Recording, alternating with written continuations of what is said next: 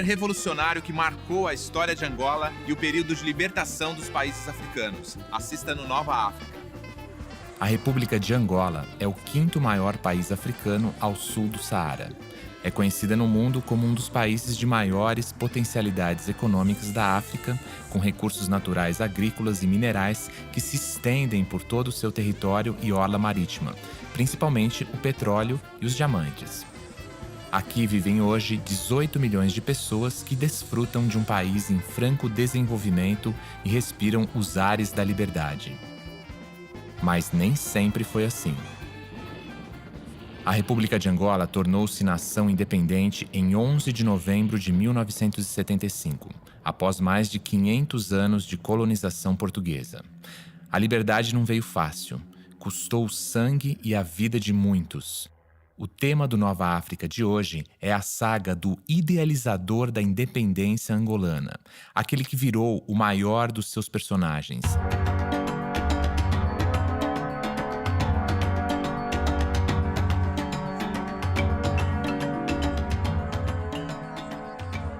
Antônio Agostinho Neto nasceu na aldeia de Cachicane, banhada pelas águas do rio Kwanza, na região de Catete, a 60 quilômetros de Luanda, em 17 de setembro de 1922. Viveu com o pai, pastor da Igreja Metodista, e a mãe, professora nesta casa que hoje é o ponto de visitação na capital angolana. Desde os primeiros anos de infância, era notória a capacidade que ele demonstrava para os estudos. Estudou na escola Salvador Correia. E nessa escola, durante esses anos todos, foi um aluno brilhante. Foi sempre o melhor aluno da turma, o melhor aluno da escola. E no fim do ano, sendo o melhor aluno, na verdade, a escola normalmente oferece bolsa de estudos para quem se dedicou muito, para quem foi o melhor aluno. Antônio Agostinho Neto era um forte candidato, mas com ele rivalizava outro estudante que tinha a vantagem de ser mestiço e católico. Agostinho era negro e protestante. Por causa de sua forma de ser, ele já aparentava ser um grande político, já via a necessidade de Angola tornar-se independente, com certeza, eles viam nele essas situações, então negaram-lhe a bolsa. Negaram-lhe a bolsa. A Liga Nacional Africana, o senhor Mateus, que era o responsável das bolsas, não dá o bolsa ao Antônio Agostinho Neto. Pega na bolsa, dá ao senhor José Pinheiro, um mestiço de Cabinda, e este que vai para Portugal. Neto não desesperou, procurou forma de lutar para encontrar proventos que lhe permitisse sair de Angola, porque aqui não tínhamos nenhuma faculdade, nenhum ensino superior, não tínhamos nada. Então Neto foi obrigado a empregar-se na saúde. Só 2 anos mais tarde, conseguiria uma bolsa de estudos da Igreja Americana Metodista. Assim, em 1948, Agostinho finalmente ingressa na Universidade de Coimbra, na Faculdade de Medicina. Lá, torna-se membro de grupos estudantis. Sua conduta, opiniões e amizades começam a ser acompanhadas pelas autoridades coloniais. Neto chegaria a ser preso algumas vezes por isso. Em fevereiro de 1955, passou 2 anos e meio nos cárceres da Polícia Política Portuguesa e depois na cadeia do Aljube, no Porto. Ao sair em junho de 1957, reatou contatos políticos com antigos companheiros de luta, a tempo de participar na fundação do MAC, movimento anticolonialista, impulsionado pelo revolucionário guineense Amílcar Cabral. Em outubro de 1958, 11 anos depois de se ter matriculado em Coimbra, Agostinho se formaria médico. Tinha então 35 anos e Maria Eugênia, a sua noiva, 23. O que seria um motivo de festa virou 2. Agostinho e Eugênia se casaram no mesmo dia da formatura dele. Ele disse, eu vou sofrer uma crítica porque o povo ainda vão dizer o Agostinho Neto correu o branco português e ainda vai buscar casar com uma branca para fazer mais um mulatos. Ele disser isso a nós e nós começamos a sorrir. No fim de 58, nasce em Lisboa o primeiro filho, Mário Jorge Neto. No ano seguinte, Agostinho e família deixam Lisboa e retornam a Luanda, onde ele monta seu consultório médico. Em território angolano, Agostinho Neto ocupa a chefia do MPLA, Movimento Popular de Libertação de Angola, como presidente honorário. Em junho de 1960, é novamente preso em Luanda. As manifestações de solidariedade em favor de Agostinho na frente de seu consultório médico e na sua aldeia são impiedosamente esmagadas pela polícia.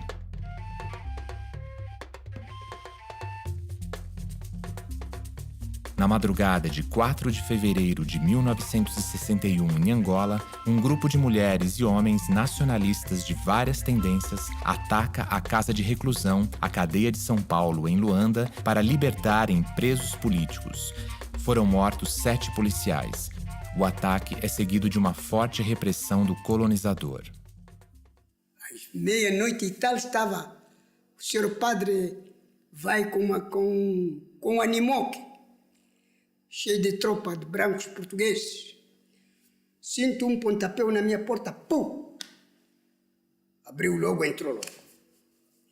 Encontrou-me na cama a dormir com a minha mulher. Eu acordo assim, o gajo com a lanterna, foca logo. Oh, terrorista, sai fora. Você pertence ao Agostinho Neto, não é? Sim, eu sou do MPLA. Eu sou do MPLA. Sai fora. Fui preso, sofri a cadeia. Mas a revolução continua. Sem a possibilidade de sair de Portugal, restava a Agostinho Neto a fuga. Em junho de 1963, ele e a família fugiram de barco.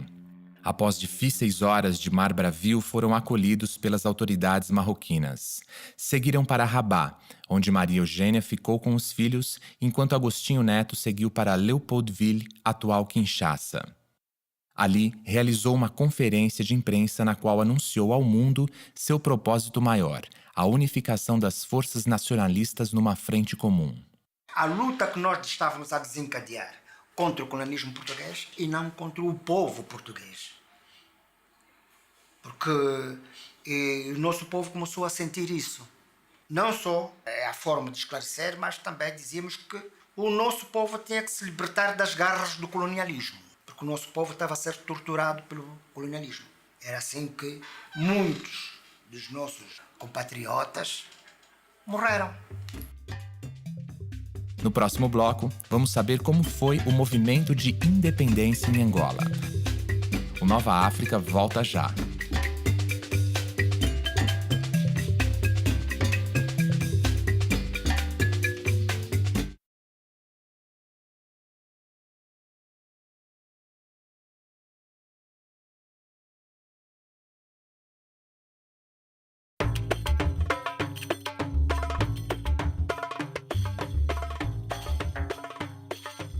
No bloco anterior, o Nova África mostrou que, em 1963, Agostinho Neto buscava a unificação das forças nacionalistas numa frente comum.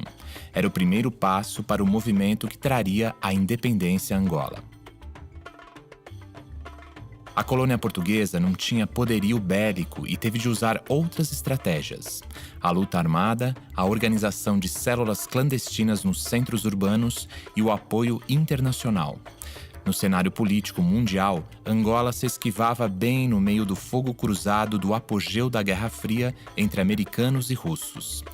Capitalistas versus comunistas. Na Europa, havia comitês de apoio aos movimentos de libertação das colônias portuguesas em quase todos os países. Nas Nações Unidas, a posição de Portugal tornava-se difícil. Em junho de 1968, a OUA, Organization of African Unity, reconheceu o MPLA de Agostinho Neto como único representante e organização combatente do povo angolano e retirava todo o apoio à FNLA. A FNLA tinha sua política. Para além de ser uma política regionalista, racial, era a favor, portanto, do capitalismo, podemos dizer assim. O MPLA tinha sua política para a defesa do seu próprio povo, defender o povo, lutando contra o racismo, contra o colonialismo, contra o apartheid, contra todas, com tudo, quer dizer, lutar contra os males todos e libertar o povo e dar a liberdade ao povo com dignidade.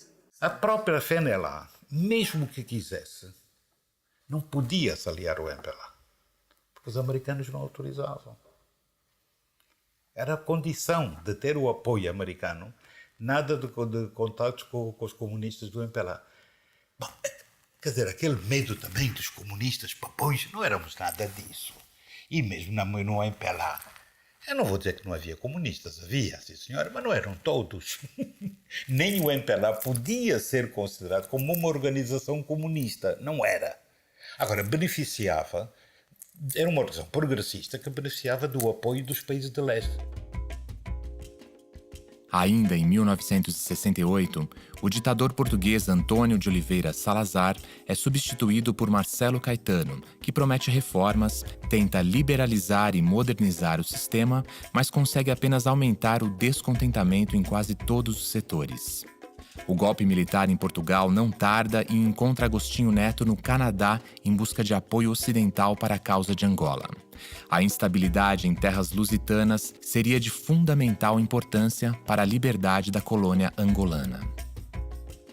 A consequência mais importante da Revolução dos Cravos em Portugal talvez tenha sido que ela permitiu que vários países africanos que viviam subjugados ao imperialismo luso conquistassem sua independência, entre eles Angola.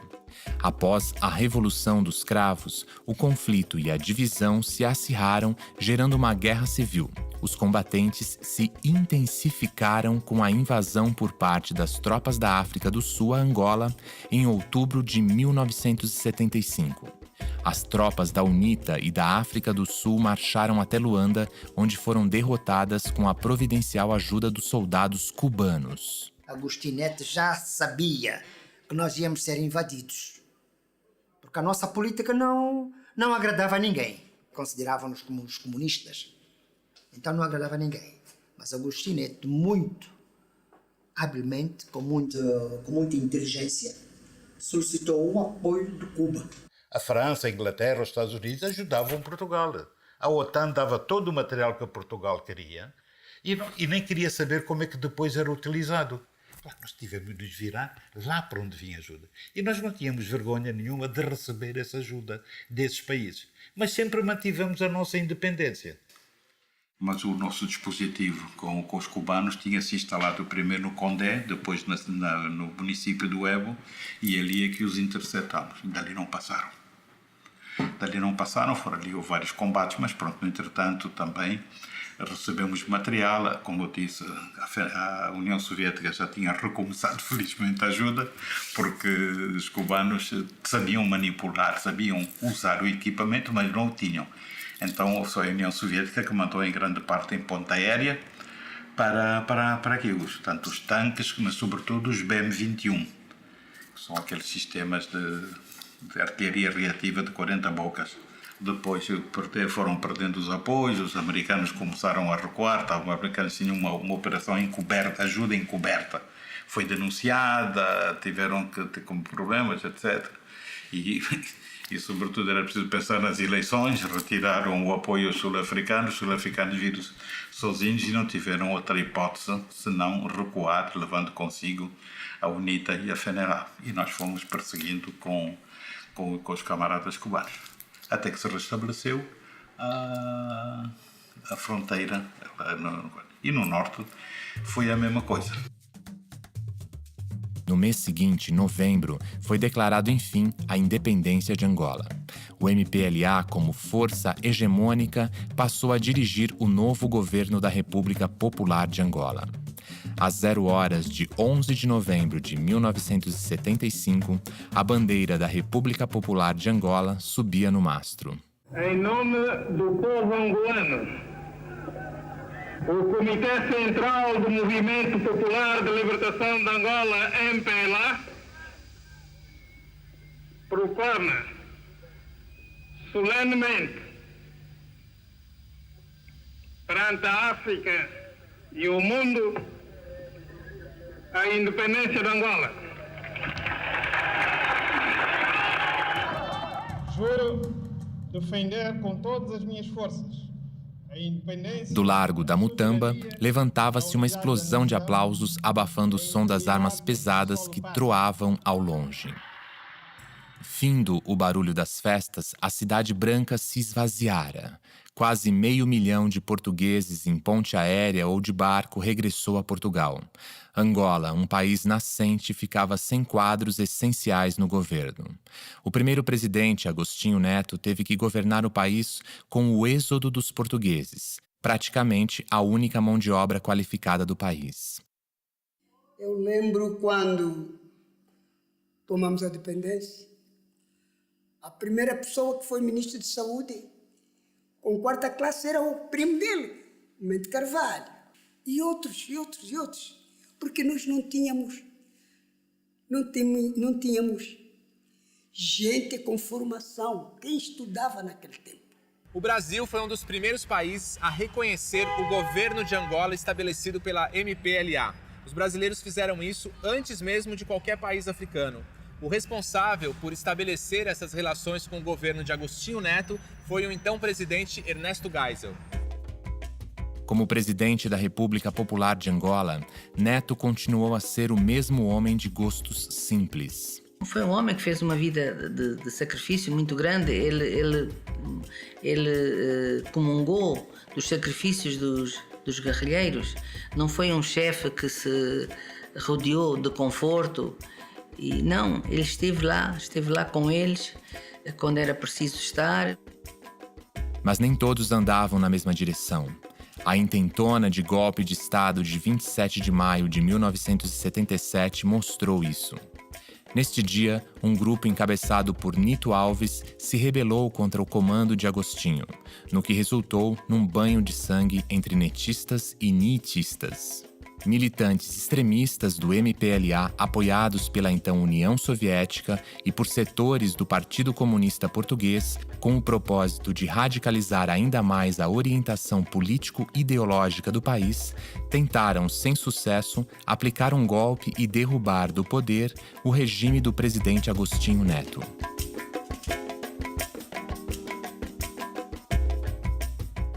Os russos achavam que Neto era demasiadamente independente e não alinhado ao comunismo. E tinham razão. Para mim foi um movimento um bocado extemporâneo, sobretudo vindo de determinadas pessoas que antigamente o idolatravam e que de repente viram nele já o presidencialista, o autocrata, o não sei. Nito, que se dizia contrário à predominância de mestiços e brancos no governo recém-formado de Angola, acabou morto, fuzilado 3 meses depois. A intentona de 27 de maio foi uma precipitação derivado dentro mesmo da cúpula do MPLA, onde que saiu a confusão. Para aproveitarem, rimar algumas plantas que estavam a vir a florescer. Já doente, Agostinho Neto percorre o Moxico, Bié, Quando, Cubango, Malange e Uji. Era como uma despedida do país a que se entregou. Mas o 27 de maio afetou muito o camarada Neto. 27 de maio, foi lá o tal intentona fraccionista que acabou com aqueles mortos todos. O camarada Neto disse, quando falava do Ende, a libertação da pátria, a falar da morte do Ende, ele dizia a libertação da pátria necessita de sangue dos seus melhores filhos. E é verdade. Mas aquilo ali era gratuito, aquela morte. E gratuita, e pronto, e depois o rol de mortes que se seguiu, a repressão, que também foi impiedosa e não precisava ter sido como foi. Após 4 anos da independência e ainda mergulhado numa zona de turbulência, Angola teve que se defrontar com a morte do herói e presidente Agostinho Neto. Doente, pouco antes de completar 57 anos de idade, ele morreu durante uma cirurgia em Moscou. Era o dia 10 de setembro de 1979. Agostinho Neto morre na mesa de operações do principal hospital de Moscou, onde fora tratar de um câncer no pâncreas. Angola desmanchava-se em lágrimas. Angola estremeceu. Se a África toda não estremeceu, Angola estremeceu. O Agostinho Neto levou muita gente por trás dele. Não é por causa de que estavam doentes. Cisma, susto, admiração. Ele viu o hastear da bandeira, ele viu isso tudo, mas eu acho que ele merecia um bocado mais, ver um bocado mais o fruto do seu trabalho. Mais uns anos teria sido bom não só para ele, mas também para todos nós. Um tempo ele tinha dito, bom, ainda vamos ter 10 anos para nós. Porque ele pensava em 85 deixar o poder, pôr o país a andar, em pé, e fazer as leis, etc. E ele ter 10 anos para nós. Não conseguiu. Em maio de 1991, o MPLA e a UNITA entraram em acordo para realizar eleições diretas no país, que ocorreu em setembro de 1992. A UNITA não aceitou a derrota, mesmo com todas as opiniões favoráveis da comunidade internacional que acompanhou o pleito e deu início a outra guerra civil que devastou ainda mais o país. A paz tão esperada só foi definitivamente conquistada em fevereiro de 2002 com a queda do líder da UNITA, Jonas Savimbi. O homem africano tinha vergonha da sua cor, porque lhe fizeram ter vergonha da sua cor. Então ele queria recuperar essa dignidade, recuperar a cultura africana e dar a esse homem uma perspectiva de integração no universo. Essa é uma das características dele. Ele, de facto, amava e tinha compaixão pelos humildes, pelos descamisados. Hoje, dormo à vontade, sinto-me à vontade, passeio a cidade à vontade. Isto é a minha recordação do Agostinho Neto, colado dentro do meu coração.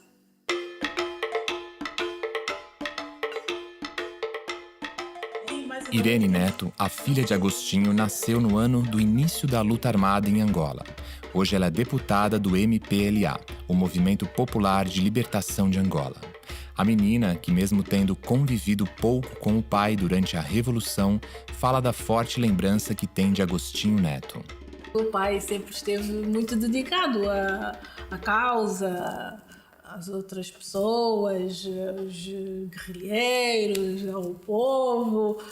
E a nós coube-nos alguns momentos da sua vida, não é? Que não eram muitos, mesmo dentro de casa havia invasões permanentes, não é? De pessoas, reuniões, telefonemas, estados de emergência. Enfim, sempre foi uma pessoa muito solicitada. As únicas alturas em que esteve mais, digamos, mais nosso, era quando íamos pescar, porque ele gostava da pesca, ao menos lá no mar, não havia telemóveis nessa altura, então ficávamos sozinhos no mar, nós e os peixes. Então é mais ou menos isso. Mas de qualquer forma, a ligação é tão grande que, mesmo ele não estando cá, é como se estivesse sempre presente, quer dizer, se calhar é uma coisa biológica, não sei, mas há uma sensação de ligação que permanece. Acho que vai permanecer, pelo menos nós, os filhos, né, diretamente, permanece para sempre.